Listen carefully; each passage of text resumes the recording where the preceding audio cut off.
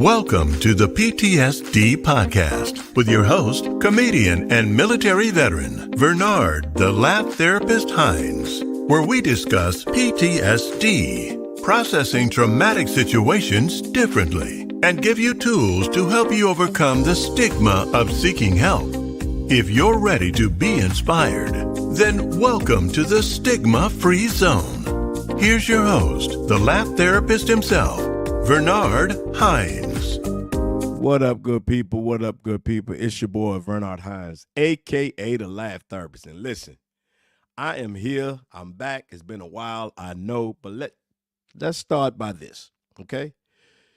We're here to try to inform, enlighten, and become advocates for one another as we learn more productive ways to process our trauma. Always remember, as a therapist, I am not licensed. I am just medicated. Again, welcome to the Stigma-Free Zone. Listen, y'all, thank you. I have a great guest on today. Retired Lieutenant Colonel, United States Army, Miss Olivia Nunn. Come on, y'all. Let's give it up for my guest. Thank you. How are you doing? Good. Thank you. Appreciate Thank the you. chance to be on the Thank you. show. Yes, as I was just talking to Miss Nunn, I already know her. We actually met in Vegas. We actually took pictures. I did take a picture with you because she had a tiara on. She was part of the comedy contest. Small world, but very impactful. So thank you again for being. You can go ahead and just briefly introduce yourself.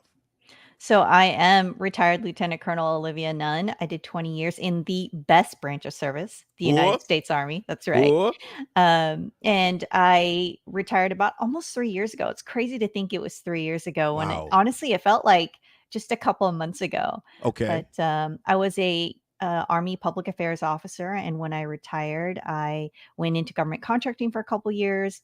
That wasn't my jam. Started my own company, Olivia Nunn Communications, still in the realm of public relations, public affairs.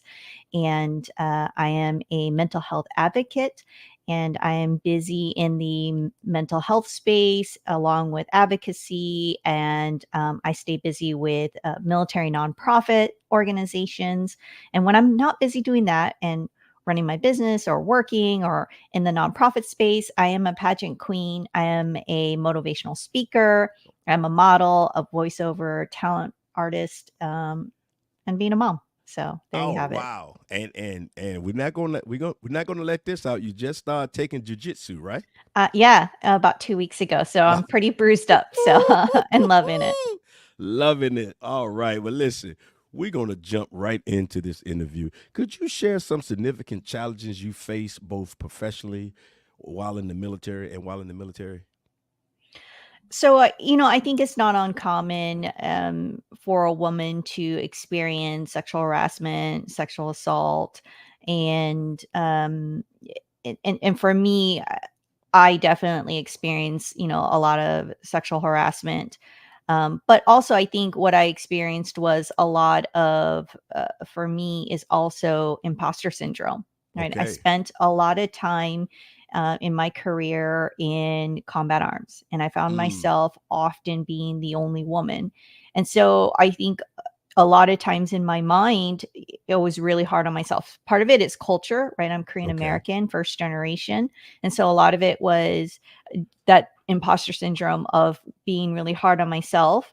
And then at the same time, dealing with some unsavory characters and personalities within my unit that would say that I'm not supposed to be there.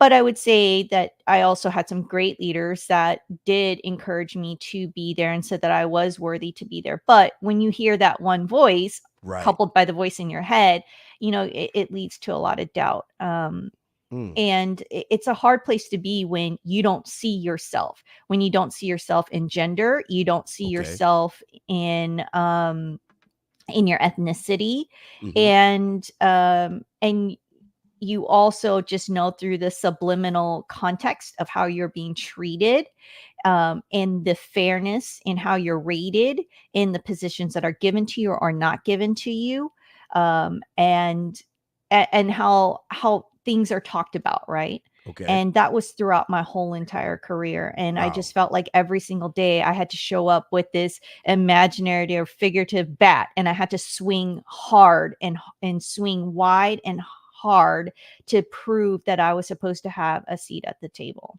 That is mentally draining. 100%. That is mentally draining.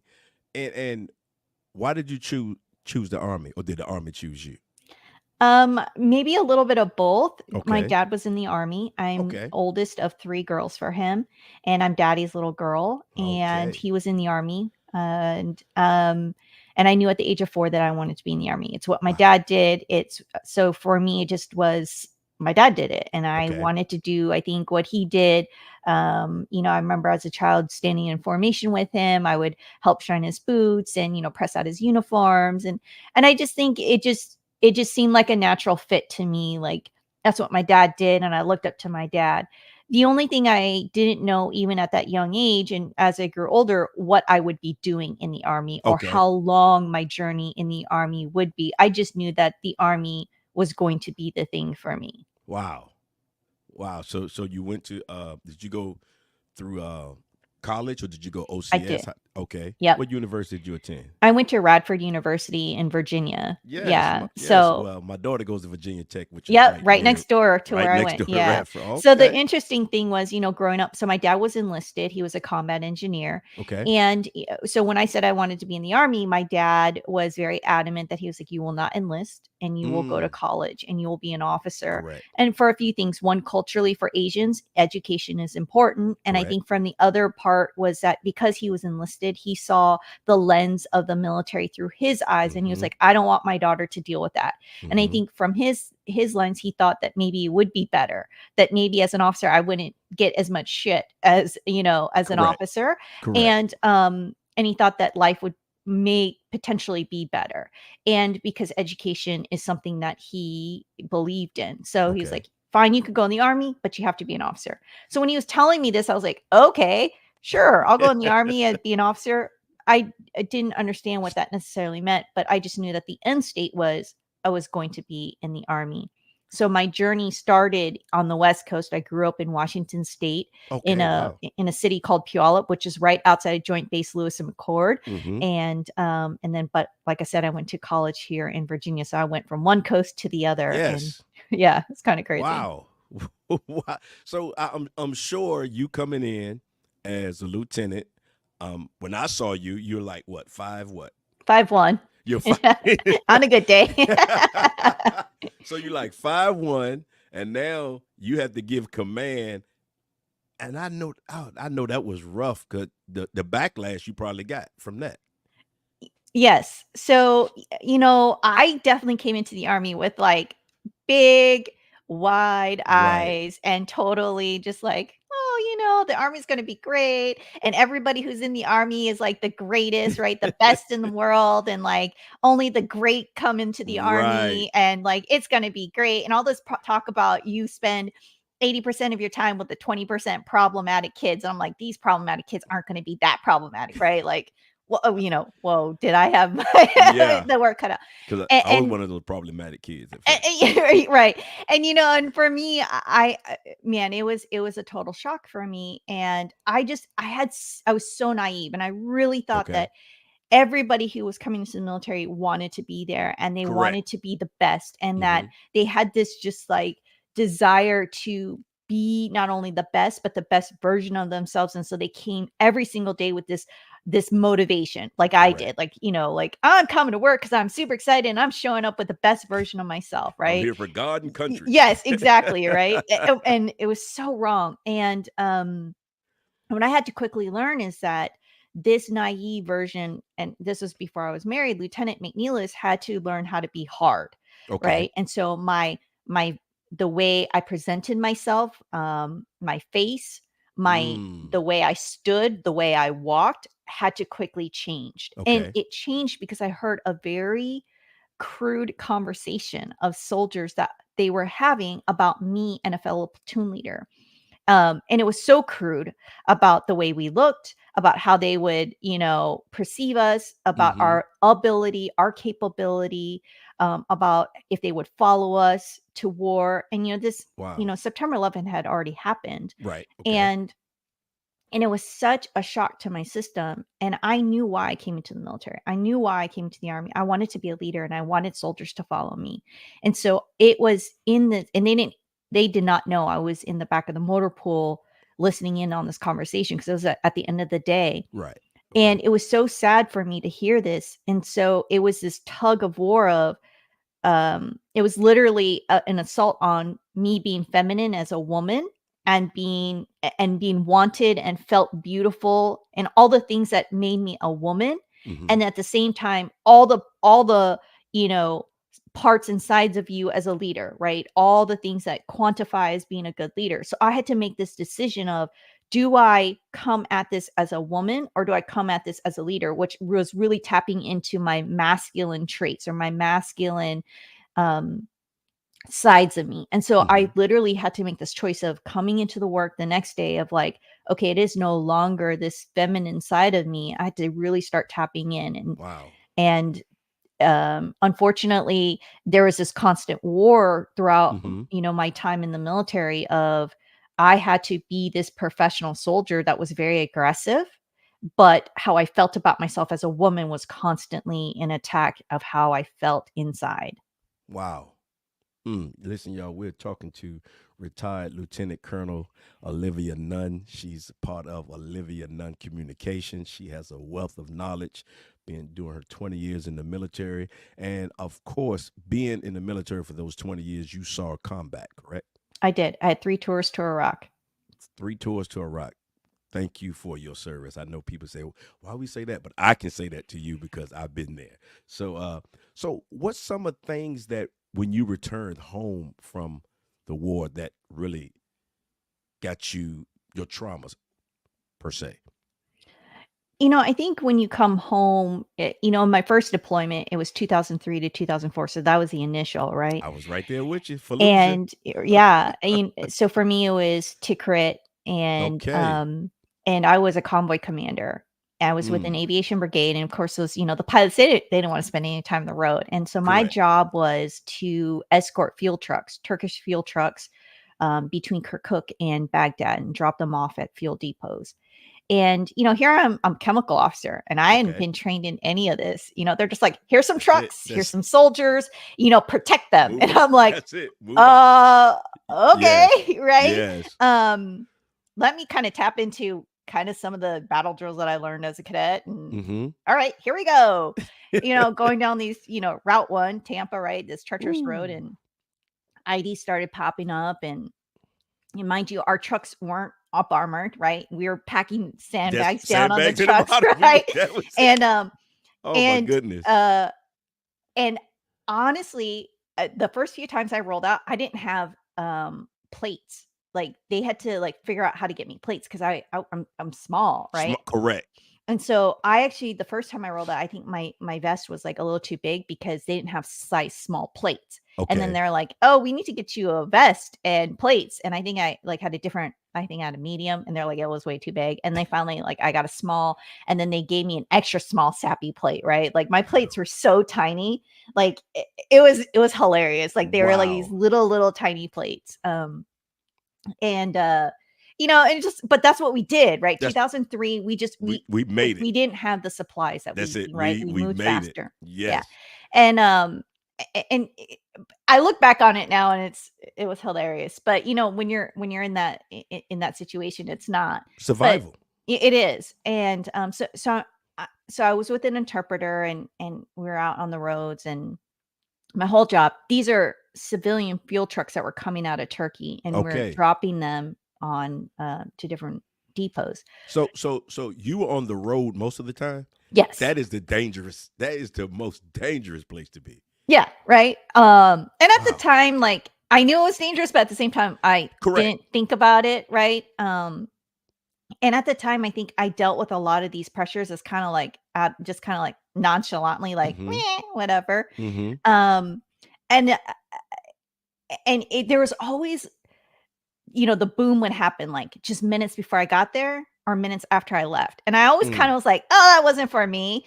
But when you think about it, it's like, yeah, It Yeah. was, right? Yeah. I But get it was just and I look back and I'm like, God was really watching out for me. And in I fact, there was this one time they were targeting me, right? okay.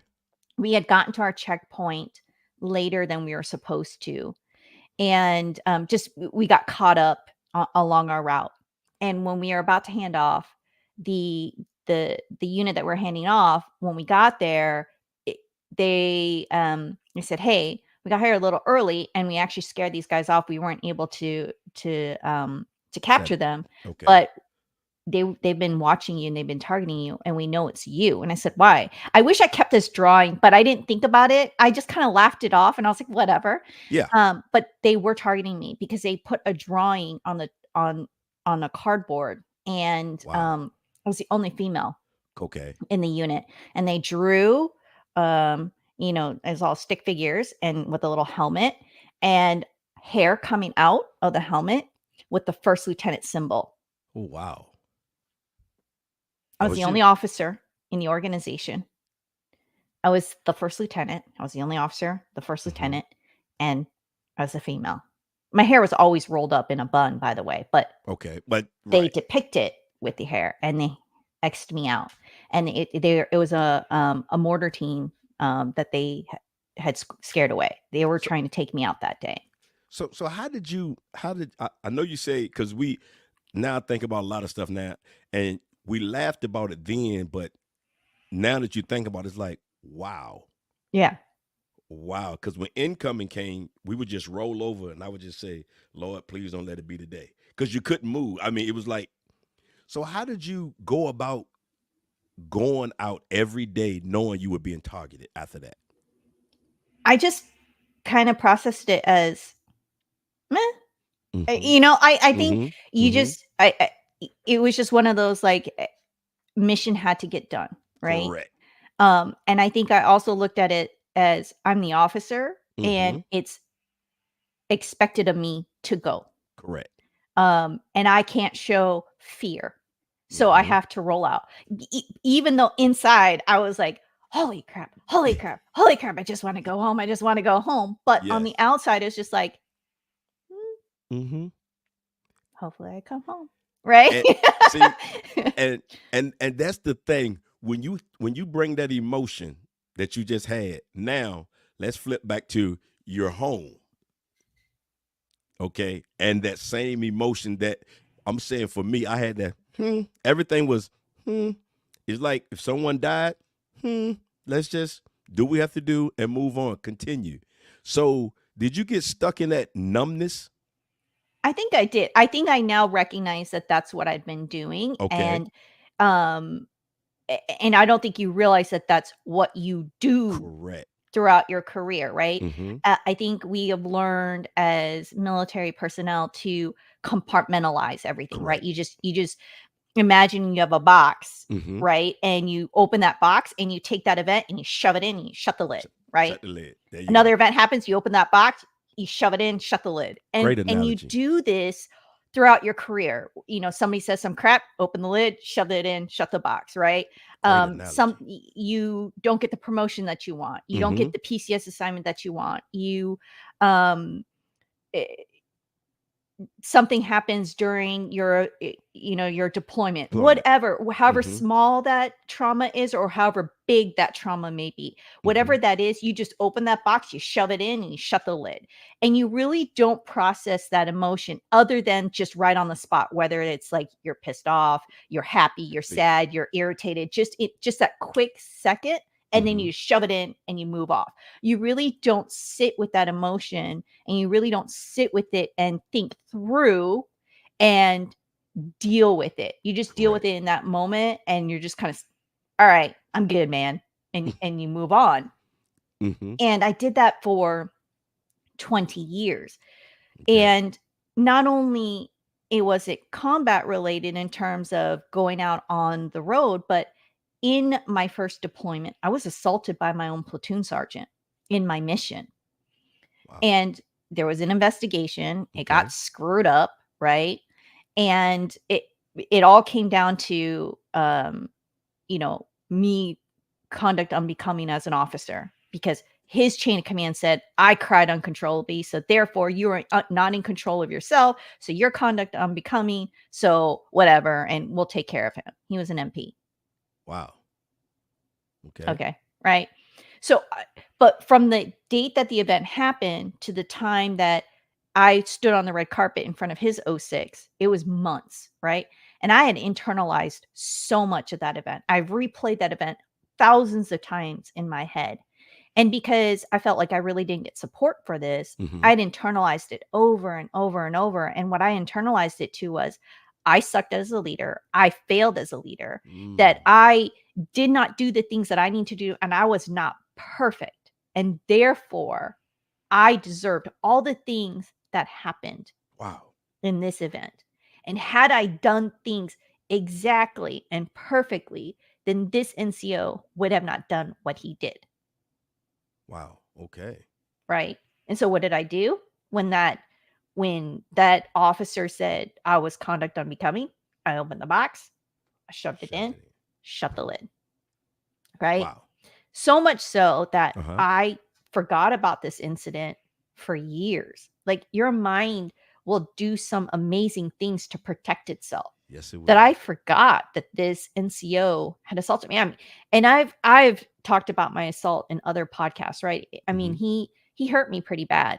Okay. It was a physical assault. And I've talked about, to other people that if I know with every fiber of my being, if this NCO had been given the opportunity to assault me in other ways, I know he would have. Right. Wow. I, like as a woman, I 100% know that he would have. Okay. He gave off all the signs. Right.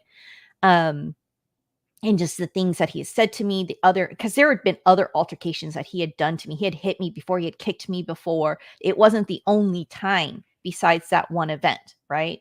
But I chalked all of these things up to like my inability to be a good leader. Oh, so you was the officer and he was the NCO, like Correct. the senior NCO. Correct. Wow. Okay. So they looked up to him. I'm sure. Like, right. Okay. Yeah. Right. He was 6'4", 240 pounds. Right. Yeah. So he definitely used his physical stature as a means to power over me. Right. And so, and to me, when I was told I was conduct unbecoming, for me, it was screw the whole conduct unbecoming. It was, where does a man have the right to touch a woman or another person? And then the other part was, where's the law? Right. UCMJ clearly states an NCO will not touch an officer, Period. right? So, period. So those are the two things that were in conflict for me. And then the third part was, we were at war. The enemy was out there. This was these are like our soldiers, right? This is my team. How could my own teammate do this to me in the middle of a mission in Iraq, right? Like, how could you do this to me? And so all of that was going through my head. And so, yeah, of course I cried uncontrollably. Like it was just like after the initial shock and, I'm fighting him off. And then of course, I cried. Like, I don't, what other reaction are you going to have? Correct. I mean, you are still in a combat zone. Yes. So it's not like you're home. You're still in the combat zone. So you had what happened to you, plus you still have to be in the combat zone and forever, however long you still have to be there. Yep. So that's another thing I'm sure you was thinking, like, I still have to be here. I still have to carry on this mission. Yes. And this is what I have to deal with. Yeah. So, you take all of that and you come home, and I think you just learn to just, that attitude of being numb, right? No, of just kind of right. grinning and bearing it through situations of, well, shit happens, right? Like something happens and you're just like, and you just kind of move out. And I think, and I just kept doing that. Other than that initial motion, right? Something happens, you get angry, mad, sad, whatever. And then you just kind of move on. And it wasn't until the end of my career, right? When I'm now retiring and I'm going through my retirement, and now I'm going through an unexpected divorce. And now that box that has been shoved with so much, all my 20-year career, I'm now the mother of 2 children. I have been with my spouse at that time 20 years. We were married for 16, but we've been together for 20 years. I met Okay. him on day 1 of in processing as this brand new second lieutenant. So Wow. we met as friends, we started dating, then we were engaged, and then we got married. So 20 years together, and here we are, and now our marriage is ending unexpectedly, right? It came out of left field. Mm. And I would say, and I've said this before, it was unexpected for both of us, right? We're Okay. both going through our retirement, Yeah. and now I'm retiring from the Army, which is a divorce, right? You're It divorcing really from the is. People military. don't, it really is. Everything that I knew about myself, what I've built about myself, is tied up in that uniform, Mhm. right? Here I am, Lieutenant Colonel Olivia Nunn. People knew and know Mhm. me as Colonel Nunn. I've built this podcast. I've gone all around the world giving presentations on behalf of the United States Army for U.S. Army Mm. Soldier for Life. People hear my voice on the podcast. They see me on social media. I go places and people run up to me like, "You're her. You're Colonel Nunn. Can I get a Right. photo with you?" And I'm just like, "This is so weird, but really cool, right?" um, and when you walk through doors, there's something about wearing that Mhm. rank and that uniform, Uniform. and whether it's the ACU or whether it's the Class A's that's got all your brass on, and there's something about that. Right. And now you're just Starting over. Olivia, Yeah. right? In a outfit that says Starting nothing over. about Yeah. you. And Nothing. and when you say veteran, most people think of this Adonis white male, right? Mm. They don't think of a female. If I park in a parking spot or anything, they're like, "Yo, wait till your husband comes home and you could park there." Right? They're Oh, like, "Oh, you're a wow. veteran? You can't be a veteran. You're too small and pretty." Like, what does that Right. have to do with being a Doing veteran, anything. right? Right. Um, Wow.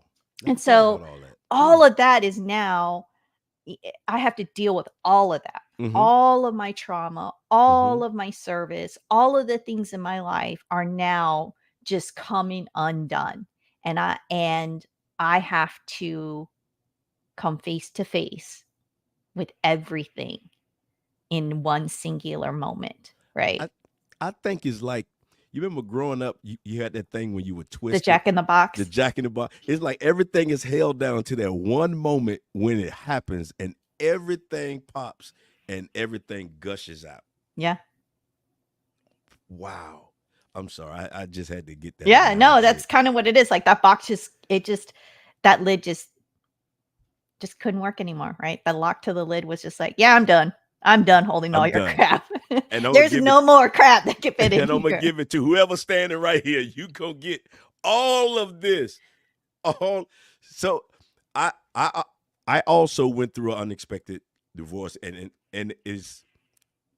it's amazing because you're numb. You feel like you lost everything. You feel worthless. You feel like this. And I was at a point where I wanted to take my life. Yep. So if there's anybody listening to this, we're about to talk about something that probably, if it's triggering, please step away and regroup. But yeah, I had got to a point, and I'm like, I done went to war, I done did all this, but now I'm thinking about taking my life. Did you ever have 100%. that? Yeah, I was right there, right? Because for a couple of reasons, I felt like the biggest loser, Yes. right?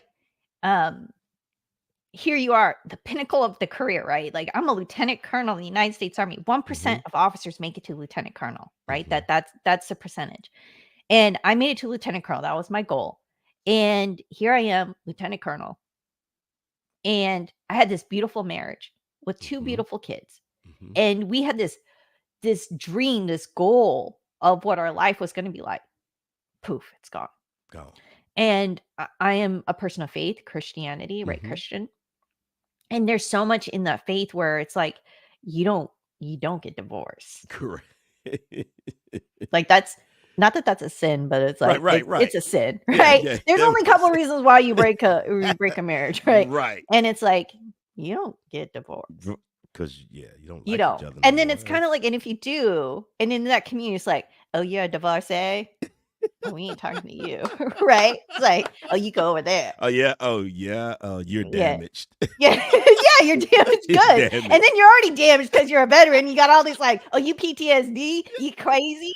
Oh Right? my It's like goodness. so I felt like this loser, right? Mhm. Like I couldn't like in my head it was like I couldn't hack life, I couldn't hack Mhm. my marriage, I couldn't hack um everything, Right. right? And then it was the I don't know if I could do this. I don't Mhm. know if I could sustain a career, if I could keep this house together, if I could, just again, that imposter syndrome set in fast and hard, and it made me question who I was. What Okay. can I do? My ability, my capability, my talents, my worth, right? Everything all at once. And when you're hurting that bad, Mhm. right, you go so dark and so deep. Mhm. Um, and people say, like, you should stay for your kids, for the people Mhm. that love you.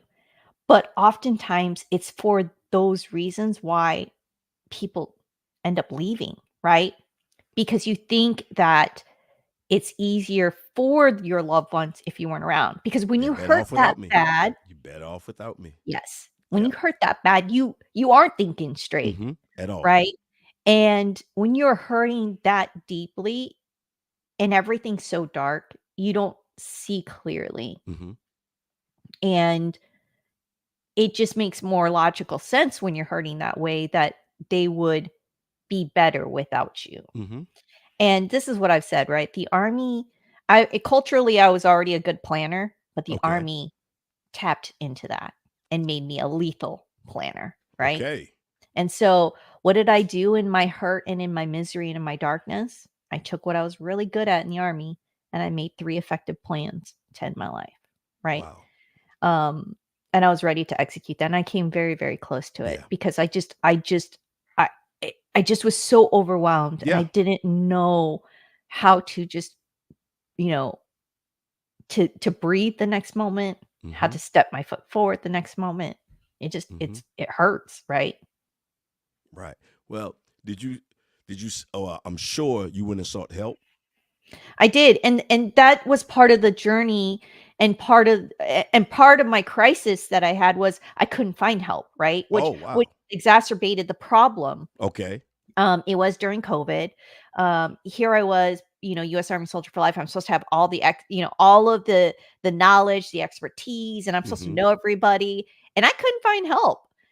And that's Mm. part of my story and part of my journey and why I am a huge mental health advocate is Okay. if I am supposed to be at the top of the chain as a Mhm. lieutenant colonel, a senior army officer leader, and oh, by the way, part of an organization that's supposed to have access to the knowledge of being able to have um, the resourcing, right? Right. And I couldn't figure it out. And you and I both know the Army ain't full of lieutenant colonels. Colonels, It correct. might seem like it in the DC area, but the Army ain't full of lieutenant colonels. What is the Army full of? E5 and below, Correct. because we are a true diamond-shaped organization. Mhm. And this is not based on, being smart. That's not what I'm drawing when I say Right. this next part. It is Okay. what you don't know what you don't know. And No. so what you don't know when you're E5 and below, because it's all based on your time being in the military and your age, right? So I have more time and wisdom because I've been in Correct. longer. And you've been You more don't know, places, been to more right?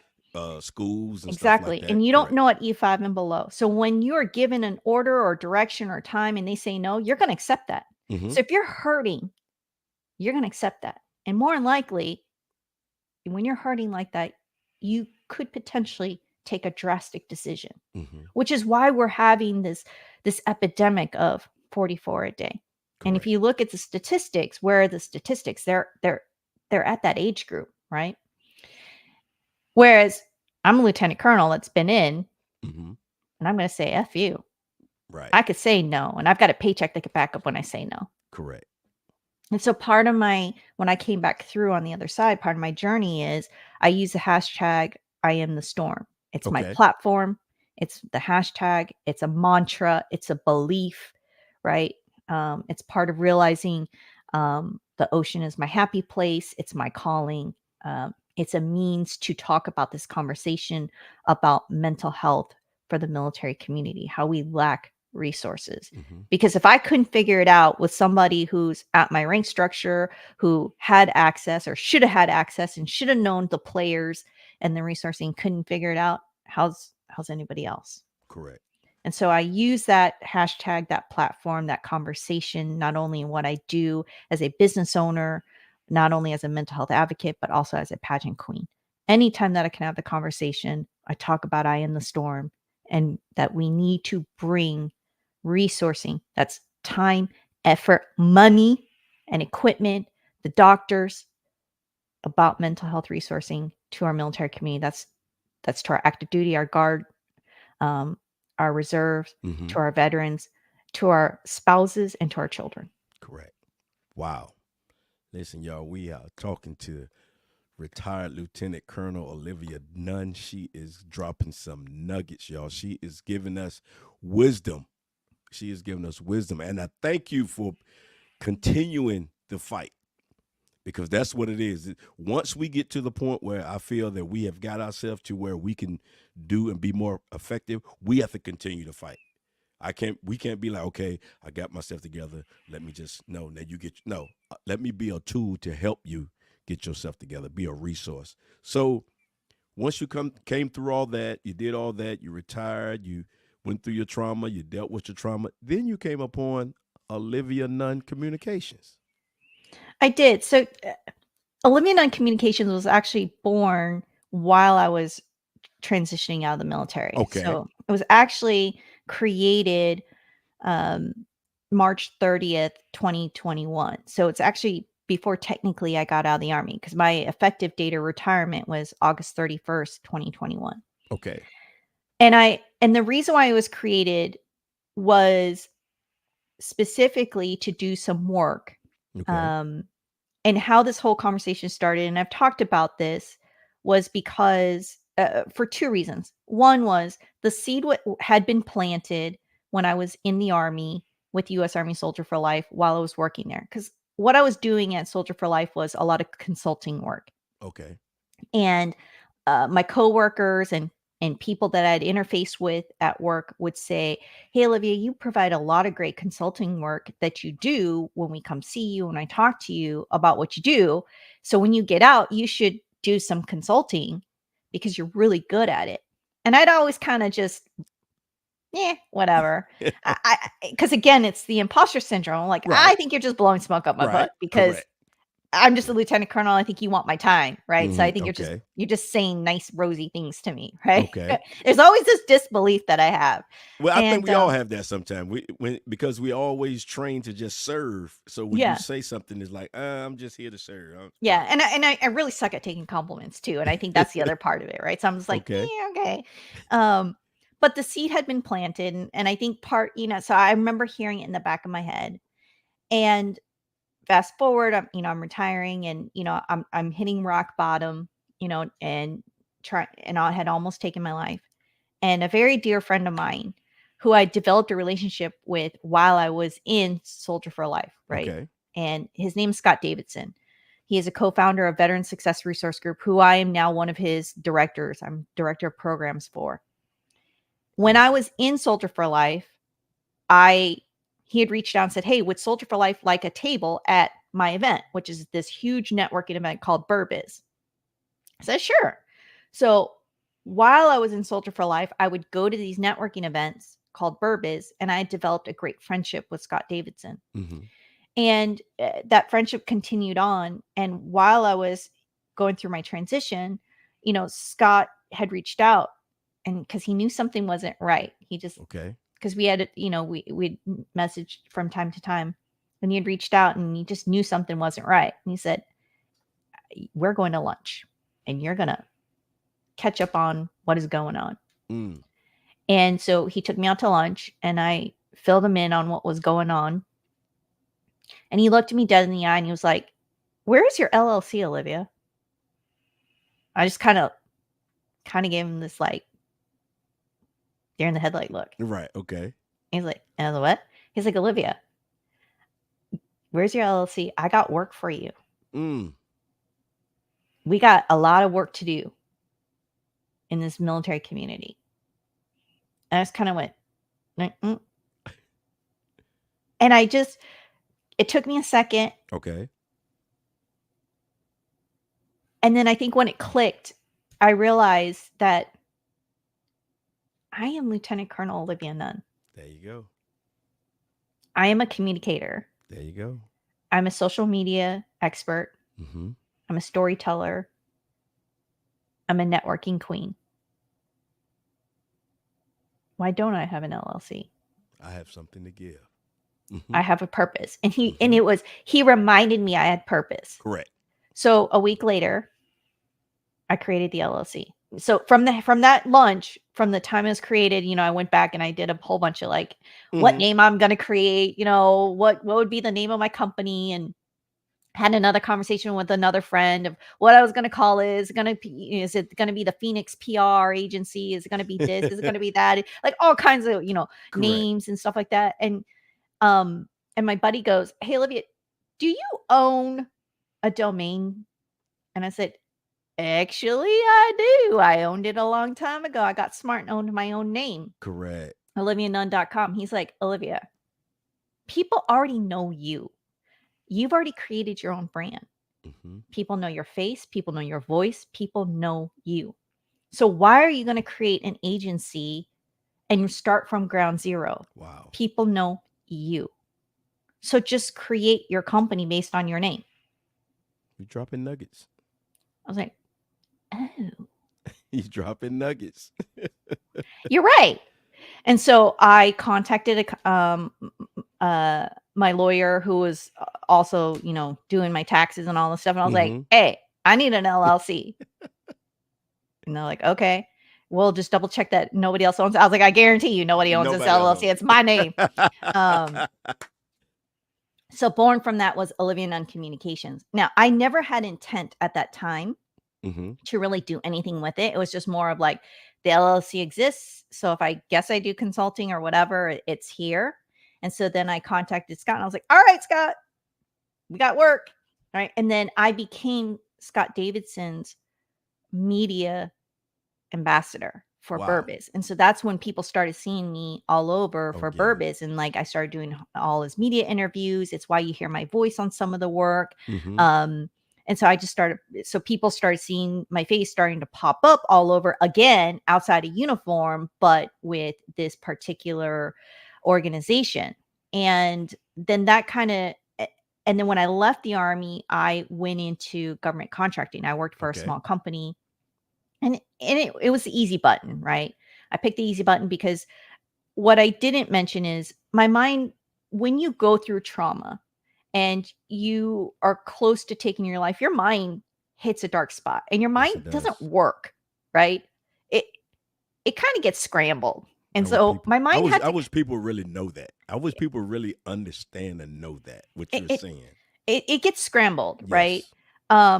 I would say that for moms to understand that it's like mommy brain, but like to the next degree, right? Okay. And so I had to unscramble my brain in a lot of ways. And so taking the job that I did was the easy button. Okay. The work was relatively easy. It was public affairs work, and it allowed me to do the work and kind of put my life back together. Okay. And since the work was relatively easy, it didn't stress me out. Like I could show up to work, do the work, and it wasn't taxing for me. And I could just kind of just get through my day, right? And kind of rewire myself and put me back together holistically, put myself back together emotionally, mentally, physically, and spiritually. What people, I think, saw of me physically was this huge transformation. They saw this huge weight loss that they saw. I lost 25 pounds, right? When I left the Army, I was, on average, I weighed all the time. I kept about 20, 25 pounds extra weight that I shouldn't have, right? That's just the way life was for me in the military. I think most people didn't recognize that because I always had this weight. And I was very good at hiding it too. And I think if you never saw this current version of me, I think you just would never know that I was kind of this chubbier version of me, right? Right. But because I now am this lighter version, and you now compare me this current version to that older version, you kind of look and you're like, whoa, Yeah. you were heavy back then, right? So when you look at that older version and this newer version, everyone's like, wow, great job, Olivia. Like, what's your secret to weight loss? And I always tell them, I would never wish on anybody Yes. the way that I lost it, because That's I right. lost it very fast That's and I right. lost it through trauma. That's right. Of that 25-pound journey, I Mm-hmm. lost 15 of it in 2 weeks because I Wow. did not eat. I Mm-hmm. did not Right. drink. It was, I was a shell of a person because I could not function. Right. Um, Is a those, what? it was so I'm sorry. black. Yeah. When I lost mine, my cousin, I told my cousin, I said, I am losing so much weight. I'm looking good. Then once I got healed, she like, I just didn't want to tell you, you were sick. You Yeah. were, it was you wasn't losing weight because you was healthy or working out. You was sick. So yeah, it's Yeah. yeah. I had chunks of my hair fall out.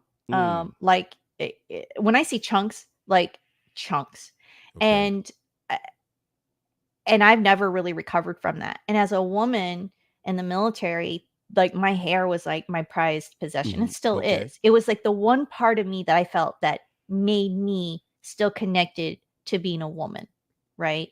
Got it. And losing my hair like that was probably the toughest part of my journey. And so I'm really sensitive about that part. When I know Okay. a lot of people are like, oh, it's not a big deal. And I'm like, but to But to me, you, that's it right. is, because it was the one part of me in 20 years that made me, reminded me of being a woman. Because Okay. everything else about me, I had to change. I had to be very masculine, Wow. right? Okay. How I walked, how I Mm-hmm. talked, how I physically, like my facial structure, and like how I, came into a room, how I talked to you, right? The aura of who I am, it was very aggressive and very forward leaning, right? It's not uncommon. People are always like, you scare the crap out of me, right? I don't mean to, Right. right? I have Right. just learned to hone that very forward, aggressive Mm-hmm. attitude. I'm learning in my retirement years and Okay. through the sense of pageantry, right? To like kind of push that down and just kind of like not have to. But when you've learned to hone it for 20 years, Oh yeah. it's just there. It's just it's easy. Put it this way, it's easier to go to that Yes. than go to let me smile. Oh, yeah. Yeah. Right. I have Yeah. to like, I think some people just like know how to smile and they're just like, Yeah. and like I have to like tell myself like, put your eyebrow down. like and like smile. Like I have to tell myself, I'm like, Olivia, are you smiling right now? Or do you look like you're pissed off? And see, in my realm as a comedian, I'm supposed to be jovial and smiling all the time. And sometimes I just don't want to. And that's when my family know, okay, something is wrong with him. He's not smiling, he's not laughing. But thank God they know me and know, okay, he just want to be by himself today. So we're just gonna allow him to be by himself, but they're not gonna allow me to wallow in it or just sit, as we call it. My wife would tell me, okay, you can sit in this diaper for a couple of minutes, but you're gonna have to go and change it. Come on, let's go. Yeah. So yeah. Yeah. And but but there's such a change, right? When Mm-hmm. you go through trauma in a physical stance. And I think people need to know that, right? And That's so right. so it's like getting my mind back and trying to fix all of that. Mm-hmm. And it takes time. It takes time. It takes a lot of time. Well, listen, we are out of time, but if you want to hear more about this awesome young lady, you can go to her website, www.olivianunn.com, and you can hear so much more about her. I would like for you to give your social media information at the end, but right now, I want you to give a word of wisdom to that veteran, that person who's thinking about giving up and thinking that there's no end for me. There's no light at the end of the tunnel. You can go so much farther than you think. Dig deeper. You are loved. People do love you. You are worthy. The hardest thing that you will ever do, trust me when I say this, the hardest thing you will ever do is asking for help.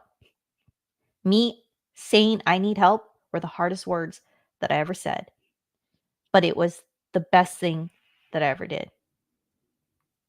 There is help for you. Just ask. Thank you. Thank you. Thank you. Thank you. You have been a great guest. We just having it's like we just having a conversation over coffee. And that's how I like it. That's how I like it to be. Just a conversation over coffee. Nothing deep, just life and how you process your trauma differently because you are still here. Thank you. So Totally love the conversation. yes. So if you can give people your social media, how can they find you on social media to follow you and see all the great things you are doing? I am on Facebook. You can find me as Olivia Nunn or Olivia Nunn Communications. I have both a personal and business page. I'm also on Instagram as _Olivia Nunn. And I'm also on LinkedIn. You can find me there as well. Thank you. And I just want to say right now, you are released from the stigma free zone. Continue to do great things. And I'm glad to have met you. Thank you so much for the chance to share. Totally loved my time with you. Thank you again.